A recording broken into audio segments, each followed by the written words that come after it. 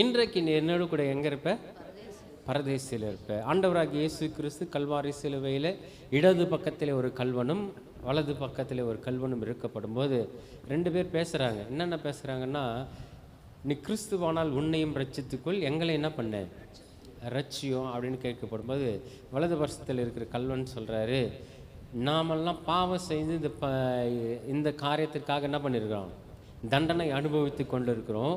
இவரோ ஒரு குற்றமும் அறியாத பரிசுத்தராக இருக்கிறார். அப்படி பரிசுத்தமானவர் நம் மத்தியில் அவர் என்ன பண்ணுறாரு, குற்றத்தை அனுபவித்து கொண்டிருக்கிறார் அப்படின்னு சொல்லப்படும்போது சொல்லிட்டு அவன் ஆண்டவராக இயேசு கிறிஸ்துல கேட்குறான், இதான் ஆண்டவரே, உம்முடைய ராஜ்யத்தில் வரும்போது அடியன் என்ன பண்ணுங்க, நினைத்தருளும் அப்படின்னு கேட்குறாரு. அதுக்கு ஆண்டவராக இயேசு கிறிஸ்து உடனே அவர்கிட்ட கேட்டாக்கா எதுவுமே கிடையாதுன்ற ஒரு வார்த்தையில் பாருங்களேன், அது மனிதன் கேட்டாலும் சரி, பிசாசு கேட்டாலும் சரி, யாரு கேட்டாலும் கொடுத்துறாரு பாருங்களேன். அவரிடத்துல கேட்கிற எல்லா மனிதர்களுக்கும் அவர் பதிலை கொடுக்கிறவராக இருக்கிறார். ஆமென். ஒரு கள்ளன், ஒரு திருட அவர்கிட்ட போய், ஆண்டவரே உங்களுடைய ராஜ்யத்தில் வரும்போது நான் என்ன பண்ணுங்க, என்ன கொஞ்சம் நினைச்சுங்க அப்படின்போது உடனே சொல்றாரு இயேசு அவரை நோக்கி, இன்றைக்கு என்னோடு கூட எங்க இருப்ப, கூடவே கூட்டிட்டு போயிடுறாரு பாருங்களேன். ஆமே. ஆனா எங்க போல கள்ளன், பரலோகம் போல. நல்ல கவனிக்கணும். ஆண்டவராக இயேசு கிறிஸ்து மரித்து அடக்கம் பண்ணப்பட்டு எத்தனாவது நாள் தான் உயிரோடு எழுந்தாரு? 3ஆம் நாள் தான் உயிரோடு எழுந்தாரு. அவரே 3 நாள் கழிச்சு எழுந்திருக்கப்படும் போது எல்லாரும் சொல்றாங்க, கள்ளன் மரித்த உடனே எங்க போயிட்டான், பரலோகத்துக்கு போயிட்டான், இயேசுவோடு போயிட்டான். இயேசுவே 3ஆம் நாள் தான் என்ன பண்ணாரு, உயிரோடு எழுந்தார். நல்ல கவனிக்கணும். இன்றைக்கு அப்படின்னா அன்றைக்கு ஆண்டவராக இயேசு கிறிஸ்து எங்க போனார், மரிச்சு அடக்கம் பண்ணப்பட்ட பிறகு ஆண்டவராக இயேசு கிறிஸ்து எங்க போனாரு, கீழான பாதாள பரதேசில போனார். ஆமென். அவர் அங்கே போயிட்டு என்ன பண்ணாருனாக்கா 3 நாள் இரவு பகல் கன்வென்ஷன் மீட்டிங் நடத்தினார். ஆமென். ஹல்லேலூயா. யாருக்கு இந்த கன்வென்ஷன் மீட்டிங்னு சொன்னால், பாதாளத்தில் அடைக்கப்பட்ட ஆவிகளுக்கு, கட்டுண்ட ஆவிகளுக்கு, நோவாவின் காலத்தில் கீழ்ப்படியாத ஜனங்களுக்கு, அதாவது மரித்து போன ஜனங்களுக்கு என்ன பண்ணாராம், இந்த கன்வென்ஷன் மீட்டிங்கை நடத்தினாராம். ஆமென். 1 பேதுரு புஸ்தகத்தில் 1ஆவது அதிகாரம் 18வது வசனத்தில் வாசிக்கலாம். ஏனெனில் கிறிஸ்துவும் நம்மை தேவனிடத்தில் சேர்க்கும்படி அநீதியுள்ள அவர்களுக்கு பதிலாக நீதி உள்ளவராய் பாவங்களின் நிமித்தம் ஒரு தரம் பாடுபட்டார். மாம்சத்திலே கொலையுண்டு. நல்லா கவனிக்கிறீங்களா? அவர் மாம்சத்திலே கொலையுண்டார், ஆவியில உயிர்ப்பிக்கப்பட்டார். அந்த ஆவிக்குள் அவர் போய் காவலிலுள்ள ஆவிகளுக்கு என்ன பண்ணாரா, பிரசங்கித்தார். 1 பேதுரு புஸ்தகம் 1ஆவது அதிகாரம் 18வது வசனம். பழைய ஏற்பாட்டில், புதிய ஏற்பாட்டில் 320ஆம் பக்கம். 320வது பக்கத்தில் இருக்குது. இல்லை, 1 பேதுரு 1ஆவது அதிகாரம் 3ஆவது அதிகாரம், சாரி, 1 பேதுரு 3ஆவது அதிகாரம் 18வது வசனம், 19வது வசனம், 20வது வசனம். ஏனெனில் கிறிஸ்துவும் நம்மை தேவனிடத்தில் சேர்க்கும்படி அநீதி உள்ளவர்களுக்கு பதிலாக நீதி உள்ளவரும் பாவங்கள் நிமித்தம் ஒரே தடவை என்ன பண்ணாராம், பாடுபட்டார். எல்லாரும் மாம்சத்திலே அவர் என்ன பண்ணாங்க, கொலை செய்தார்கள். அவர் மாம்சத்திலே கொலையுண்டு, எதில் உயிர்ப்பிக்கப்பட்டாரா? நல்லா கவனிக்கிறீங்களா? பிதாவே நாவியம் இடத்துல என்ன பண்ற, ஒப்புவிச்சுட்டாரு. ஆனா அவர் என்ன பண்றாருன்னா ஆவியிலே மறுபடியும் என்ன பண்றாரு, உயிர்ப்பிக்கப்படுகிறார். ஆமென். அவர் ஆவியில உயிர்ப்பிக்கப்பட்டு அந்த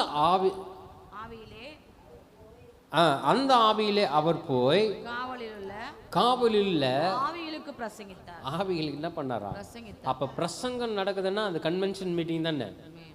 யாருக்கு கன்வென்ஷன் மீட்டிங்கா? ஆவிகளுக்கு. ஆவிகளுக்கு கன்வென்ஷன் மீட்டிங். Amen, hallelujah. இது மாதிரி மீட்டிங்லாம் நம்ம பார்த்துருக்குறோமா? கர்த்தர் நல்லவர், ஹல்லேலூயா. ஆண்டவராகிய இயேசு கிறிஸ்து அந்த ஆவியில போய் காவலில் ஆவிகளுக்கு என்ன பண்ணாராம்? பிரசங்கித்தார். அந்த ஆவிகள் எந்த ஆவிகள் சொன்னா, பூர்வத்திலே நோவா பேழையை ஆயத்தம் பண்ணும் நாட்களிலே தேவன் நீடிய பொறுமையோடு காத்திருந்த போது கீழ்ப்படியாமல் போனவைகள் அந்த பேழையிலே சிலராகிய 8 பேர் மாத்திரம் பிரவேசித்து ஜலத்தினாலே காக்கப்பட்டார்கள். ஆமென். 8 பேர் மாத்திரமே காக்கப்பட்டாங்க, 8 பேர் மாத்திரமே ரட்சிக்கப்பட்டாங்க.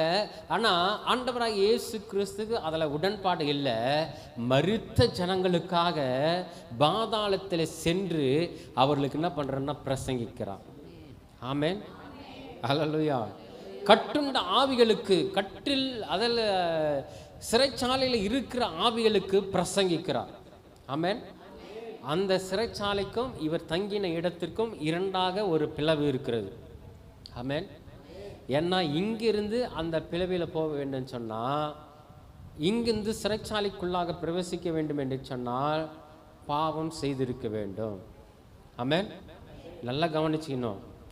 நாம் பாவம் செய்து மரித்தோமானால் எங்கே போவோம்? கீழான பாதாள பரதேசில் சிறைச்சாலைகள் இருக்கிறது, இருட்டு அறைகள் இருக்கிறது. ஆமென். நான் சொல்றது பாவம் செய்து பாவத்தோடு மரித்தோமானா. ஆனால் ஆண்டவராக இயேசு கிறிஸ்துவை ஏற்றுக்கொண்டு இந்த கல்லன் போல ரட்சிக்கப்பட்டு ஞானஸ்தானம் எடுத்து, நல்லா கவனிக்கணும், ஞானஸ்தானம் எடுத்தால் கர்த்தருடைய பிள்ளையாய் மாற முடியும். இந்த கல்லனுக்கு எந்த இடத்துல தான் இடம் உண்டு? கீழான பாதாள பரதேசில் மாத்திரம்தான் இடம் உண்டு. அந்த கீழான பாதாள பரதேசி எப்படி இருக்குன்னு சொன்னால் ஒரு தோட்டம் போல இருக்கும். பரலோகத்திலே தோட்டம் எப்படி இருந்ததோ, பழைய ஏற்பாட்டின் காலத்தில் ஆதாமின் தோட்டம் எப்படி இருந்ததோ, அதே போல கீழான பாதாள பரதேசிலும் ஒரு தோட்டம் இருக்கிறது. ஆமென். அந்த தோட்டத்தில் தான் நீதிமான் மழிக்கும் போது அந்த இடத்துல போய் பிரவேசித்து என்ன பண்ணுவாங்க? இளைப்பாறுவார்கள். ஆமென். மரித்த உடனே யாருமே பரலோகத்துக்கு போக முடியாது. ஏன்டா ஆண்டவராக இயேசு கிறிஸ்து மரித்த உடனே என்ன பண்ணல? பரலோகத்துக்கு போகல. டைம் எடுத்தது, 3 நாள் ஆச்சு. 3 நாள் ஆன உடனே தான் என்ன பண்ணார்? உயிரோடு எழுந்தார். அவர் போகும்போதே அநேகர் என்ன பண்ணாங்கன்னா, பரிசுத்தவான்கள் உயிர் பெற்றாங்க. ஆனால் அதில் வருகைக்காக என்ன பண்ணியிருந்தாங்க? அப்படியே காத்து கொண்டுதான், யாரும் மேலே வரல. ஆமென். இது ஒரு ப்ராசஸ், இதுதான் ஸ்டெப்பு, இதுதான் திட்டம், தேவனுடைய திட்டம், இதுதான் தீர்மானம். அதனால் நான் கடைசி நேரத்தில் நான் என்ன பண்ணிக்கிறேன்? ஆண்டவராக இயேசு கிறிஸ்து கேட்டால் மன்னிப்பு கொடுத்துருவாரு, நான் போயிடுவேன், பரலோகத்துக்கு போயிடுவேன். இந்த கனவுலாம் நம்ம என்ன பண்ணக்கூடாது? காணவே கூடாது. ஒரு ப்ராசஸ் இருக்குது. ரட்சிப்பை பெற்றுக்கணும். ரட்சிப்பை பெற்றுக்கணும்னா ஞானஸ்தானம் எடுக்கணும். ஞானஸ்தானம் எடுத்தால் தான் தேவனுடைய பிள்ளையாய் மாற முடியும். தேவனுடைய பிள்ளையாய் மாறினா தான் நீதிமானாய் மாற்ற முடியும். நீதிமானாய் மாறினா தான் மரித்தாலும் கீழான பாதாள பரதேசில் இளைப்பாறும்படி, ரெஸ்ட் எடுக்கும்படி அநேக நீர்கள் இருக்கிறது, தோட்டங்கள் இருக்கிறது, பூக்கள் இருக்கிறது. அந்த இடத்துல என்ன பண்ணலாம்? ஆமாம், இளைப்பாறலாம். ஆனால் தவறு செய்து, தப்பு செய்து, பாவம் செய்து மரித்தோமானால் இந்த சிறைச்சாலையில் போய் மாட்டிக்குவோம். அதனால தான் லாசருவின் விரலினாலே எனக்கு ஒரு என்ன பண்ணுங்க? தண்ணீர் கொடுங்க. அப்போது அந்த இடத்துல தண்ணீர் இருக்கிறது. எங்கே இருக்குது? பரதேசியில் ஆபிரகாம் மடியில் தண்ணீர் இருக்கிறது. ஆனால் அவன் நரகத்தில் என்ன இல்லை? தண்ணீர் இருக்குல்ல, அங்கே வேதனை இருக்குது. நல்லா புரிஞ்சுக்கணும். ஐஸ்வரான் மரித்து போகும்போது நரகத்தில் வேதனைப்படுகிறவனா இருந்தான். ஆனால் லாசரு மரிக்கப்படும் போது எங்கே போய் படுத்தாரு? ஆபிரகாம் மாடி. அதுதான் கீழான பாதாள பரதேசு. ஆமென். உனக்காக ஒரு, அதாவது ஆபிரகாமுக்கு ஒரு வாக்குத்தத்தத்தை கொடுத்தார் இல்லையா? உன் சந்ததிக்குள், உன் சந்ததி என்ன பண்ணும்? ஆசீர்வதிக்கப்படும். அநேக சாதிகளாலே வானத்து நட்சத்திரங்களை போல என்ன பண்ணுவேன்? பெருக பண்ணுவேன்னு சொன்னார். அந்த வாக்குத்தத்தத்தை கர்த்தர் என்ன பண்றாருன்னா நிறைவேற்றினார். அல்லேலூயா. கர்த்தர் நல்லவர். ஆமென். அல்லேலூயா.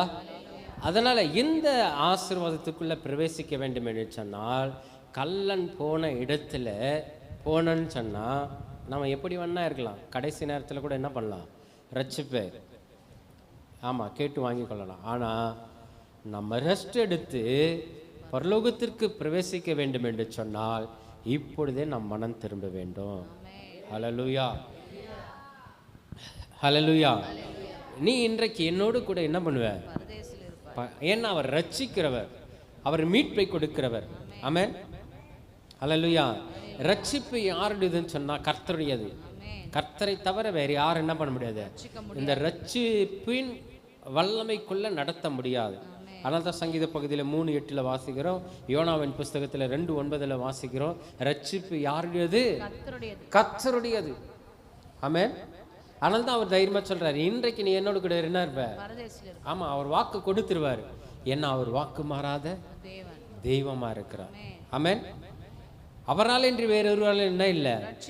ரட்சிப்பே கிடையாது. அவர் தான் ரட்சிப்புக்கு காரணரு, அவர் தான் ரட்சிப்புக்கு சொந்தக்காரரு. அவர் கொடுக்கும்போது தான் ரட்சிப்பை நாம் என்ன பண்ண முடியும்? பெற்றுக்கொள்ள முடியும். ஆமென். அதனால தான் மனுஷகுமாரன் எதற்காக வந்ததுன்னா, இழந்து போனதை தேடவும் ரட்சிக்கவுமே மனுஷகுமாரன் வந்தார். அதனால தான்